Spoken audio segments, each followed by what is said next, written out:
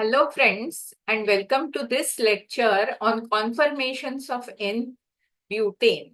Okay, last lecture we had seen conformations of ethane and this is an extension of that lecture, assuming that you have understood everything from that lecture. So let us begin with the conformations of N-butane.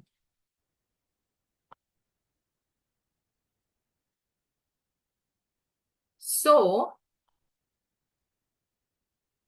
let us try to understand conformations of N-butane. Now, N-butane, is a straight chain molecule containing 4 carbons. Okay. In case of ethane, we had seen that we take a bond between 2 carbons as invisible bond. When we are looking from this direction, the first carbon that we see becomes the dot carbon. The second carbon that we see becomes the circle carbon. Same thing we will extend to N-butane for writing the conformation of N-butane. So please have a look. This is the dot carbon that is underlined in blue. Now, what are attached to it? There is one methyl group and 2 hydrogens. So what I have done, there is a methyl group attached, there is one hydrogen attached and second hydrogen attached. Okay. Now look at the circle carbon. What does circle carbon have? It has one methyl group and 2 hydrogens again. Now look at the bonds that I have drawn. The bonds which are drawn in red, because the circle carbon is underlined red, these bonds start from the circle. That means they are not connected to this carbon, but they are connected to the circle carbon. Okay, please ensure that you write some bonds starting from the circle. Now, what all is there? There is a methyl group. There is one. See, this circle carbon has 2 hydrogens and 1 methyl group. So this is a methyl group. Look at the bonds in red. This is the hydrogen. This is another hydrogen. Now, as you all know, this is an eclipsed conformation. Okay. But in case of N-butane, there can be another eclipsed conformation where the conformation of the dot carbon is same. But in case of circle carbon, the hydrogen is eclipsing the methyl group. This is also an eclipse conformation. Just try to understand this. And if you don't have a paper and pen in front of you, please get it. You can stop the video in between, draw the conformations. It will be easier and faster to learn that way. Look at the staggered conformation. This is one staggered conformation. Now, while drawing all the conformations, what I have done, I have kept the conformation of the dot carbon same. And I have been varying the I have been rotating the circle carbon. Okay. So when I rotate a circle carbon from here by 60 degrees, the methyl group comes here. And obviously the hydrogens also shift their places. Now look at this. Now if I rotate it anti-clockwise, just try to understand, then this will be another staggered conformation. Okay, we will see the difference between these two staggered and these two eclipse conformation in a short while. So just try to write different conformations of N-butane by rotating the circle carbon. Ensure that you keep the conformation of the dot carbon same. We start with a position where 2 methyl groups are eclipsing each other. So the dot carbon has 1 methyl group. The circle carbon has another methyl group and these 2 methyl groups are eclipsing each other. And we are going to rotate the circle by 60 degrees. So rotate the circle by 60 degrees, the methyl group comes here. Can you see this? The methyl group of the circle carbon has come over here. This hydrogen has moved here. And this hydrogen has moved here, as can be seen. Okay. Don't rotate in any direction. Keep the direction constant, either clockwise or anti-clockwise. I have taken it clockwise. So rotate clockwise further. This methyl group will move by 60 degrees and it will eclipse this hydrogen, right? That is what I have drawn. Then this hydrogen will eclipse this hydrogen, and this hydrogen of the circle, we are looking at the circle only. So the dot carbon is constant, same, it is not moving. So this hydrogen of the circle carbon will eclipse this methyl group. So that is what I have drawn. Okay. Now rotate further by 60 degrees. This methyl group will now come over here. The circle carbon, we are rotating only the circle. So the circle carbon methyl group will come here. This hydrogen will go over here. And this hydrogen which was eclipsing the methyl group will now be here. Okay. Rotate further. Now what will happen? This methyl group will eclipse the hydrogen over here. And the other two hydrogen. This hydrogen will eclipse the methyl group as is shown over here, and these two hydrogens will eclipse each other. Now next,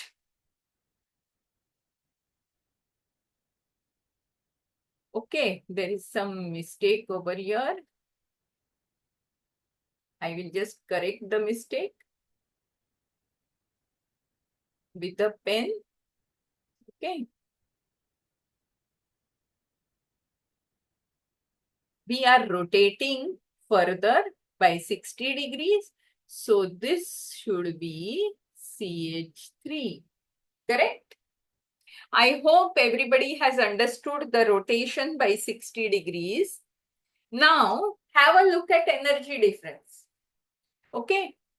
In all, there are 3 eclipsed conformations. Have a look at the eclipsed conformations. There are 3, right? And these 3 eclipse conformations I have written over here. This eclipse conformation is different, right? This eclipse conformation is different because here 2 methyl groups are eclipsing each other. Look at this eclipse conformation and this eclipse conformation. What happens?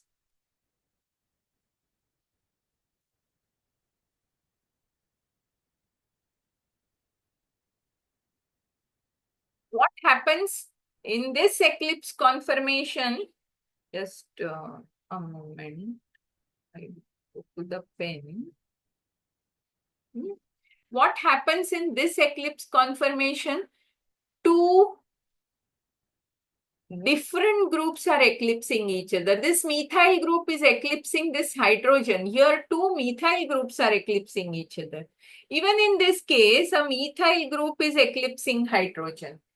Now, the methyl groups are much larger in size. So when 2 huge methyl groups are one behind the another, there will be lot of repulsion. As against when a methyl group is in eclipse with a hydrogen. The hydrogen is much, much smaller as compared to methyl group. So the repulsive energy in this case will be less. Repulsive energy in this case will be much more. So what happens? The 2 eclipsing conformations that are seen. This and this are exactly equal conformations energy wise because here the methyl group is eclipsing hydrogen. Same case, methyl group eclipsing hydrogen. So these 2 conformations are in equal energy. Okay. Whereas here, the methyl groups are eclipsing each other. So this is much higher in energy than these 2. Now look at the staggered structures. Sorry. Look at this staggered structure. The two methyl groups are nearby each other. Can you see? Although they are not eclipsing, they are still nearby. Whereas what happens in this case? The two methyl group are as far apart as possible. And so this conformation corresponds to lower energy, and these two conformations correspond to a slightly higher energy. So these two conformations are known as gauche conformations. Okay, whereas this conformation is known as anti-conformation. How are you going to remember this? The two methyl groups as far apart as possible, or pointing in opposite directions, and therefore anti. Here, the two methyl groups are, although they are not eclipsed, they are nearby each other. So these conformations are called as gauche conformations. And this interaction where one methyl group attached to dot carbon, second methyl group attached to the circle carbon, do have some interaction between them because of the dihedral angle of 60 degrees. Such interaction is called as gauche interaction. So I hope everybody is clear about how the two eclipse conformations are different and how the two staggered conformations are different. And in every year in eclipse structure, there are two lower energy and one higher energy. In the staggered structure, there are two higher energy and one lower energy conformation. Now let us see the energy profile diagram. What I have is on the y-axis, there is energy, and on the x-axis, I have plotted rotation by degrees. So this is rotation at 60, 120, 180, and so on. So the first conformation, I am numbering the conformation, and then let us see the energy profile diagram of these. Okay, the first conformation, two methyl groups are eclipsing each other, so it is the highest energy conformation. Then comes the second conformation. In the second conformation, the two methyl groups are in gauche conformation, and so among the staggered structures, there will be a slightly higher energy. So from here, when you are drawing an energy profile diagram, it will go over here. Now it goes to an eclipse structure, which is slightly lower in energy than the first structure, right? Why? Because this structure has one methyl group which is eclipsing hydrogen, not another methyl group. So the energy is lower. Now we go to 4, structure number 4, which is the lowest energy structure because the two methyl groups are in anti-conformation. Okay, they are farthest apart and so minimum repulsive forces. Then we again go to an eclipse conformation, which is not highest energy eclipse conformation, which is intermittent. And then we come to a staggered conformation, which is not the lowest energy staggered, right? And finally, after 360-degree rotation, it resumes structure number 1. So this is the energy profile diagram of N-butane. This is a commonly asked question in the exam. So what you have to remember? You have to draw the energy profile diagram, label the axis, and at each point, draw the structure. Instead of drawing it over here, you can also put numbers like this and draw the structures on the top, but instead, you can also exactly put the structures over here, and I will advise you that. Okay, so with this, we have completed the conformations of N-butane. Please like If you have appreciated the lecture, subscribe to the channel and wait for further lectures. Thank you.